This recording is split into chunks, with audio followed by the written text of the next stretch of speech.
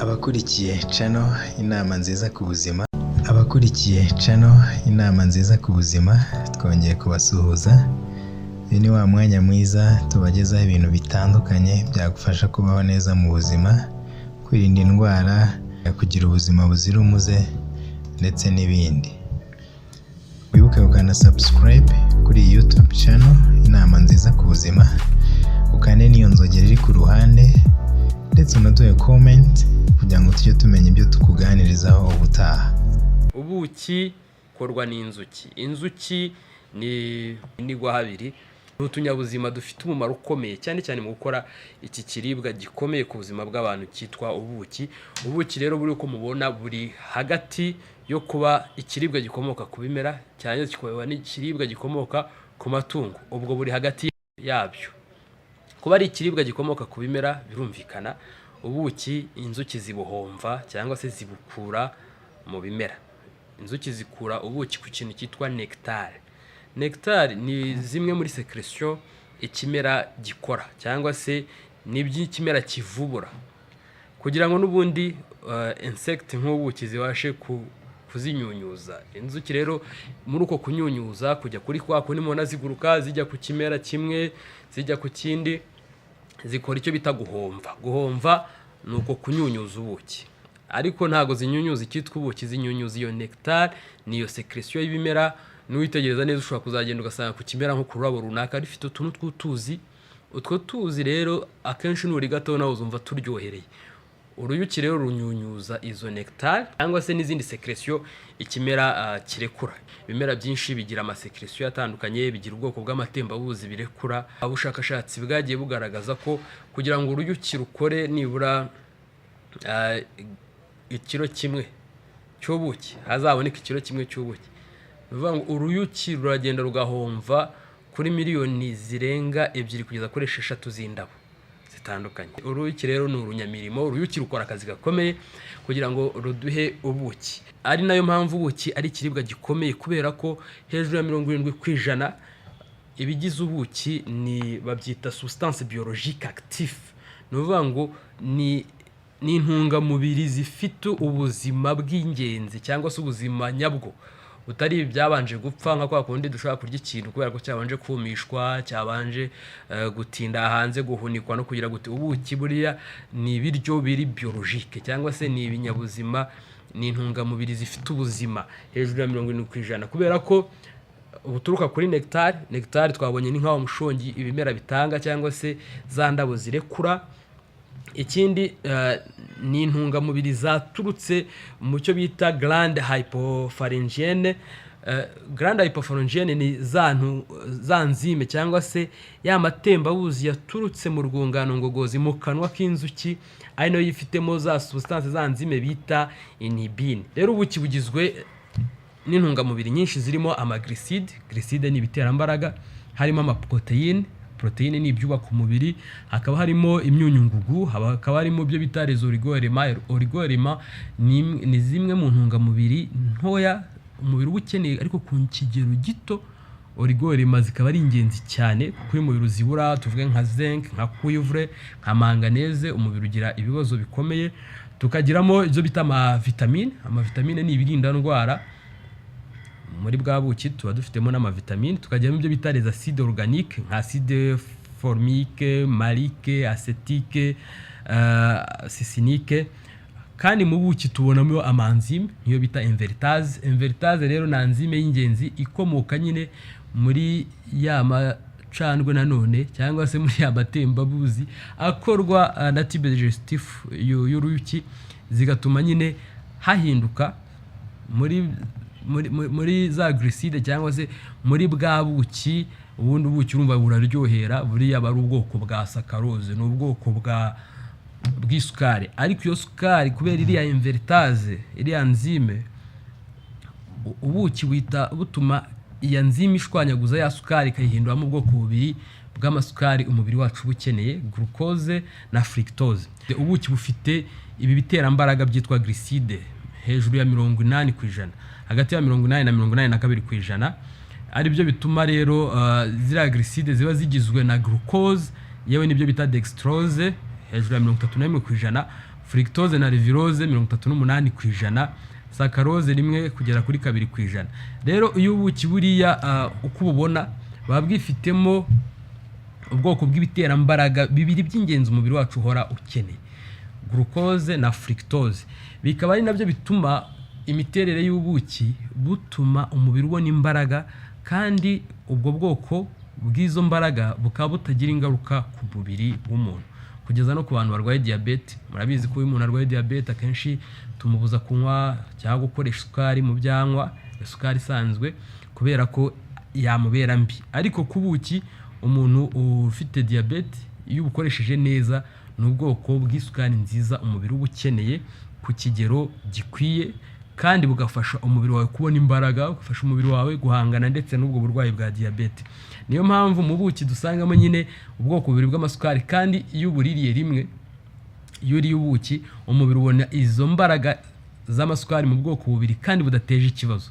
Mu gihe ubwoko bumwe bw'isukari nk'iyo bita iriya saccharose, iriya sukari dusanzwe dufata, iriya sukari y'umweru dufata twongera mu byo kunywa, ubundi iba mbi cyane cyane ku bantu bafite isukari nyinshi mu maraso no ku bantu bafite diabete.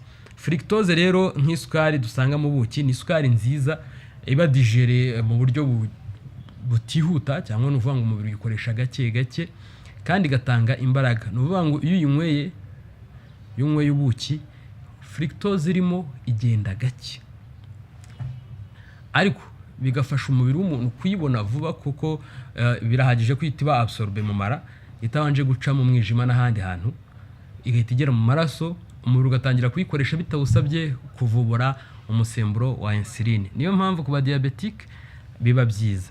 Nanone glucose iboneka mu buki nayo inyunyuzwa vuba kandi ikanihuta, ikagera mu maraso vuba itagize ahandi hantu inyura, ndetse umubiri ugatangira kuyikoresha. Ariko kugira ngo ikoreshwe mu tunyangingo tw'umubiri mu maserire, aho bisaba ko umubiri urekura insuline.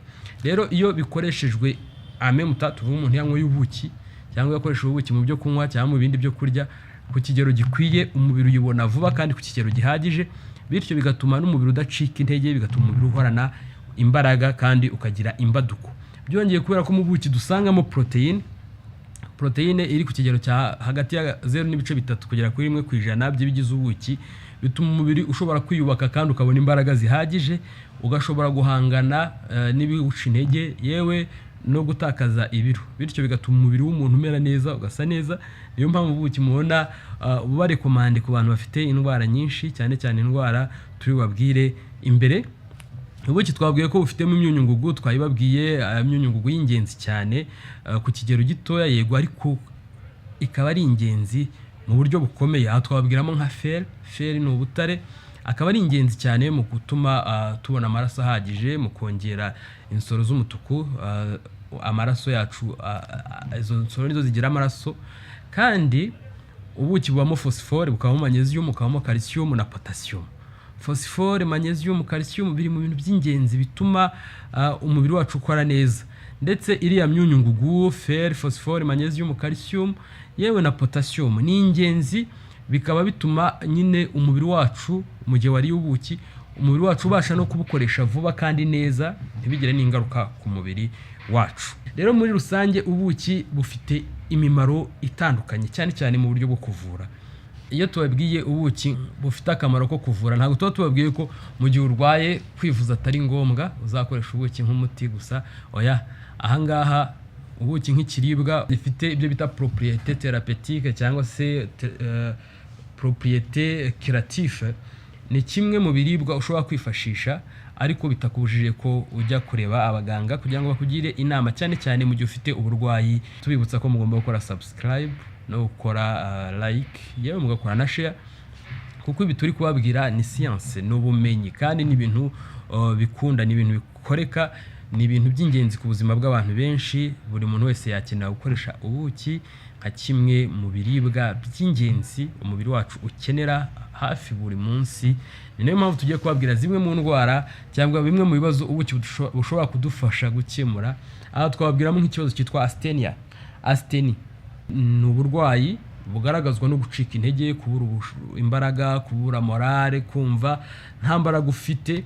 Akenshi bituruka ku kuba umubiri wawe udafite glucose, udafite nimwe mu myunyungugu yagabanutse cyane cyane ariko kugabanuka kwa energy imbaraga, ukumva nta mbaraga ufite, ukumva wacitse intege, ukumva urashaka nko gusinzira ariko mu by'ukuri nta n'ibitotsi ufite, ukumva nta morale, ukumva wihebye, ukumva ntumeze neza, yewe no mu gitondo ukaba wabyuka wumva wasinziriye neza ariko ukumva nta mbaraga, ukumva ubwonko bwawe ntabwo buri concentré, ukumva ntufite morale, ukumva nturi active, ukumva ntushaka gukora, ukumva wasubira kuryama.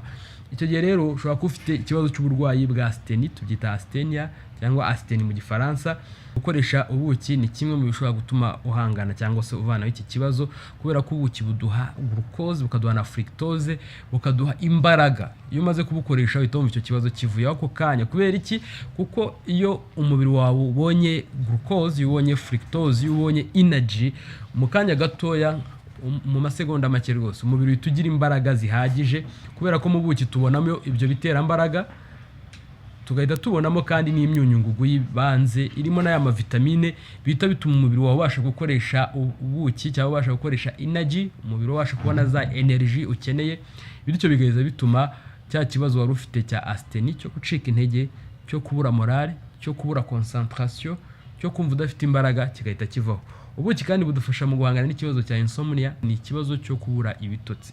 Kubura ibitotsi ni kimwe mu bibazo bihangayikishije abantu benshi, kubera ko biterwa n'impamvu zitandukanye. Bishobora guturuka ku ndwara zishingiye ku ndwara zifata ubwonko cyangwa se zifata intekerezo, ariko bishobora no guturuka ku mirire cyangwa se ku ntungamubiri umubiri wawe ubura. Rero ibiyiko bibiri by'ubuki ushobora kuvanga mu mazi ashyushye cyangwa mu byo kunywa bishyushye nk'inshyushyu, amata, nibura ibiyiko bibiri ku munsi, cyane mbere yo kuryama. Ushobora kubona ibitotsi bihagije, kubera ko no gusinzira buriya bisaba energy, bisaba imbaraga z'ubwonko. Rero kubera ko twabonye ko mu buki habamo fructose na glucose, hakabamo imyunyungugu n'amavitamine, cyane vitamine zo mu bwoko bwa B hafi ya zose uretse vitamine B12 n'itarimo, hakabona ka vitamine C, bituma umubiri wawe tubona imbaraga, bigatuma ubwonko bwawe bubona imbaraga, bugatuma bwindusinga sleeping, ukabasha gusinzira neza ugashyika ejo. Ubuki rero ni byiza ku bantu bashaka kubona ibitotsi bihagije. Ikindi niko ubuki ubwabwo butabyibushya. Ku bantu bashaka gutakaza ibiro ushobora gukoresha ubuki mu byo kunywa byawe, ukoresha isukari isanzwe tugura. Ubuki burinda constipation, kanayivura. Ku bantu bafite ikibazo cya constipation, mwabibonye fructose buriya ni ubwoko bw'isukari ariko idahita iba absorbe vuba. Rero uko ugenda itinda bituma amara yawe ashobora gusohora ibiri mu mara mu buryo bwihuse. Ikindi buriya bwoko bw'ama antibiotique cyangwa se bwa inhibine zica microbe n'amabacteri, zituma no mu mara kimwe n'amavitamine n'amaminerale arimo amara akora neza, bityo bikarinda constipation. Ubuki kandi bufite akamaro gakomeye mu kurinda diarrhée, cyane diarrhée aiguë, ka diarrhée katewe n'ama infection. Ibiyiko bibiri kugeza kuri bitatu by'ubuki bishobora kukuvura diarrhée yaturutse kuri nko ku salmonella. Salmonella kwa kundi turya amasalade, turya ibiryo bitameze neza, ukajya nko mu bukwe, ukajya mu minsi mikuru runaka, cyangwa se wayiteguye salade runaka ikanduzwa n'ibyo bita amasalmonella. Akenshi tuzandurira mu byo kurya, ukarya uyu munsi ejo mu gitondo ukumva warwaye mu nda, ukajya ku musarani kenshi ukarwara diarrhée. Ibiyiko bibiri kujya kuri bitatu by'ubuki bishobora kudufasha guhangana no gukiza ubwoko bwa diarrhée, cyane yaturutse ku masalmonella no kubyo bita amacolite infectieuse, ama infection, kuko twabonye ko ubuki bufite propriété na capacité yo gucuaringa, yo kuvura no kurwanya no kwica ama microbe. Ubuki rero bufite kandi ubushobozi bwo kurinda ama infection respiratoire. Ubuki buvura indwara zo mu nzira z'ubuhumekero, kuko ubufasha ubwabwo kuba ari expectorante, bukaba antitussive, bukaba ari ingenzi cyane iyo ushobora gukoresha hagati ya grama 20 kuza kuri 30, birinda crise asthma n'abantu bagira amasinezite. Rero gukoresha ubuki grama hagati ya 20 kugera kuri 30 ku munsi mu byo kunywa byawe bishobora kukurinda uburwayi n'amakrize ya asthma. Rero ubuki kandi bufite ubushobozi bwo kuba désinspirateur des grains de pollen, bityo ubuki bukagira akamaro gakomeye cyane mu kurinda. Nuvuga ngo buriya buryo ubuki bufitemo antibiotique cyangwa se bwifitemo uburyo bwo kurinda indwara no kwica amamikrobe, kandi bugira akamaro none kameze nk'ako kuba urukingo ku ndwara z'ubuhumekero binyuze muri iki kintu nayo mbabwiye cyitwa desensibilisateur de grains de pollen, zifite ubushobozi bwo kwajisa ku bice bitandukanye by'umubiri mu kurinda indwara zo mu buhumekero, harimo nk'umusonga, harimo nka ziriya ndwara za asthma, amabronchite, amasinezite. Iyo ukoresha ubuki hagati ya grama 20 na 30 ku munsi bikurinda ziriya ndwara zo mu buhumekero. Ubuki kandi bufite ubushobozi bwo kugira imbaraga mu kurinda icyo bita insuffisance hépatique. Umwijima wacu ni igice gikomeye, akaba ari laboratoire ikomeye ku mubiri w'umuntu.